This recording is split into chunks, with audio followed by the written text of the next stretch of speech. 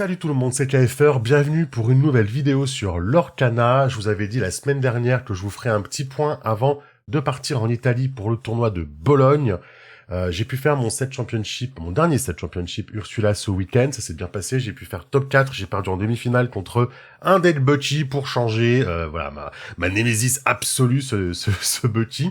Je voulais faire un petit point avec vous montrer le deck que j'ai utilisé du coup le week-end dernier en bleu-gris, blue steel, qui est le deck que je préfère actuellement. Voir un petit peu les changements que j'ai fait et ce que je vais peut-être faire pour l'Italie. J'ai encore pas mal de réflexions dans ma tête, mais on est vraiment sur des ajustements, la base va rester la même. Donc, je vous avais dit que j'allais tester Arges, qui était beaucoup utilisé dans les decklists professionnels, on va dire, donc des top joueurs. J'ai pas été totalement satisfait, peut-être que je l'utilise mal ou j'ai mal rencontré les match-ups qu'il fallait. J'ai rencontré très peu de violet rouge, faut dire, ni de bleu rouge. Donc peut-être que il était beaucoup moins efficace que le style les semblait être. J'ai rencontré pas mal de gris dont il pouvait le gérer assez facilement avec perdu dans l'hiver, ou de decks aggro qui avaient souvent que un d'attaque, donc du coup c'était des trades un petit peu dommage pour moi. Donc Arges s'est retrouvé pas mal en encre. Je vais pas l'enlever, parce que c'est vrai que le compte château, c'est très très fort. Mais il y a un monde où je vais enlever un Arges et remettre un mouche. Mouche qui a été encore une fois très très très bon dans tous mes match-ups, surtout avec le Big Ben à côté. Tu lui mets la résistance, tu lui évites de perdre de la vie. Voilà, il y a peut-être un monde où il faut enlever un Arges et enlever une carte pour rentrer 2 crochets à la limite, pour être sûr d'avoir un début de game plus agressif et avoir plus de gestion au début. Ça fait partie de ma réflexion, je vous en parlerai après. Ensuite, Mickey. Alors, Mickey, la réflexion est plus peut-être de passer à 3 Mickey. Ça peut sembler un petit peu foufou. On a envie de s'accélérer très vite, mais c'est vrai que il m'est arrivé plein de fois où j'avais en main Mickey et la plume au tour 3, et en fait, j'ai presque toujours préféré la plume à Mickey. Ça peut paraître un petit peu étrange, souvent on va se dire, on pose Mickey, mais non, plusieurs fois, j'ai préféré poser plume et ancrer Mickey avec la plume, en fait. Quand j'ai plusieurs, c'est genre bien 3 fois, pendant le week-end. C'est en réflexion, je suis toujours en train de préférer Mickey à Je Vole dans la méta actuelle.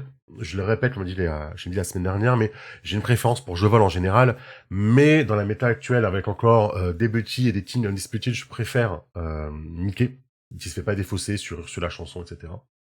Mais, petite réflexion peut-être à passer à 3 Mickey seulement, et à rajouter une petite ancrable en plus, ou une solution en late game. Ce qui m'a manqué dans ce tournoi, ce week-end, ça paraît impressionnant, mais ce qui m'a manqué, ça a été de la pioche, en fait. Ça a été la sélection de cartes ou de la pioche. Je me suis retrouvé à des matchs où, notamment contre Butchie, où j'ai pas pioché de Flavorsham, et j'ai pas pioché de ce rêve bleu. Donc, malgré tout ce qu'on peut penser, ce deck, des fois, il ne sort pas, il n'apporte pas la pioche, et on en a vraiment besoin. Je sais peut-être plus en réflexion qu'il me faudrait peut-être Grand-Mère Tala, par exemple, pour avoir une pioche sélective, ou un Gaston de plus, qui a été très bon, Gaston, pour me donner des solutions plutôt qu'un Mickey. Donc, c'est ma réflexion actuellement, c'est d'enlever peut-être un Mickey. Une belle, Faversham, tout ça on touche pas, Big Ben, la belle. Je vous renvoie vers la vidéo précédente, pour pourquoi ces cartes sont là. J'ai hésité pendant environ 2 minutes à mettre la bête T-Pioche à la place de cette bête-là. Je pense quand même qu'avec tous les styles sons qui reviennent, avec les flûtes, la bête reste quand même très très importante. Donc peut-être 2 bêtes. Peut-être si j'enlève un Mickey ou le Hercule, je rentrerai peut-être une bête T-Pioche, la bête héros tragique. Un Gaston qui a été vraiment très fort. Là, c'est une carte que je vais pas enlever pour l'Italie, parce que vraiment, à chaque fois que je l'ai eu en main, je l'ai joué et elle m'a été très très très utile. Au contraire d'Hercule, que j'avais beaucoup aimé sur mes tests et que j'ai pas du tout aimé en tournoi, je ne pense pas l'avoir joué une seule fois, je crois que je l'ai tout le temps ancré.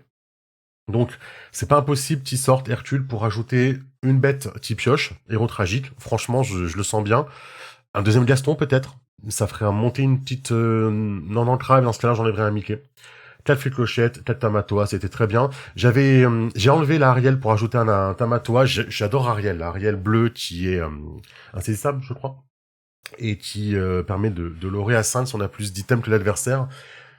Mais non ancrable, donc parfois c'était compliqué, et quand on attrape pas la plume, ça devient vite compliqué les non ancrables dans ce deck. Donc j'ai pas mal aimé d'avoir 4 Tamatoa, je vais peut-être passer à 3 Tamatoa de Belle, par exemple, pour être sûr d'avoir un petit lore à 5 en fin de partie, parce que des fois Tamatoa, on n'a pas les items, on lore pas à 5. Donc peut-être passer à 3 Tamatoa de Belle, mais vous voyez, ça c'est vraiment du micro-ajustement. Les actions, 3 baboum, de libérer les titans. J'ai hésité pendant un instant à baisser les libérer les titans, mais non, non, non, ils sont bien, ils sont ancrables. Il y a beaucoup de match-up où il y a ou soit un objet, soit un lieu à gérer. Niveau des chansons, j'ai enlevé un sur 20 Zeus, parce que ça m'arrivait souvent de l'avoir en début de partie dans la main et de faire rêve bleu et de l'envoyer du coup à la défausse. Ça m'arrivait plein de fois en entraînement. C'est pas une carte que je veux en début de partie. Et en théorie, on pioche assez, donc je suis parti dans l'idée de l'enlever et de n'avoir qu'en x1. Ça m'a pas trop manqué ce week-end. Je changerai pas les chansons, je changerai pas les objets, je changerai pas les actions. Voilà, pour moi, ces lignes-là, elles sont bonnes. J'ai bien aimé jouer comme ça. L'ajustement va se faire du coup sur les personnages, plus sur le Hercule en moins, au moins le Hercule en moins remplacé par une autre carte, et certainement un Largesse en moins remplacé par un Mouche. C'est le minimum que je vais faire.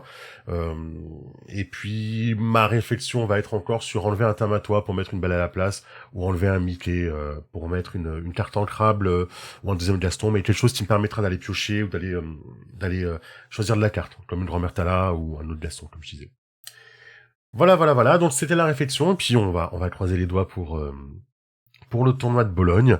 Et puis je vous dirai comment ça s'est passé.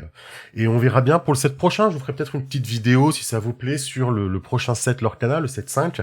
Quelles sont les cartes que moi j'attends beaucoup pour le deck bleu-gris, que j'aime énormément. J'aime aussi énormément le Steel Song. Je le joue pas parce qu'il me manque encore pas mal de réponses. Mais bon, je vais quand même regarder ce qui se fait en Steel Song parce que c'est un deck que j'aime beaucoup. Et peut-être partir sur violet, bleu, des petites dingueries, voir ce qu'on peut faire avec la nouvelle belle qui va sortir. Voilà, on en parlera, on fera des vidéos là-dessus.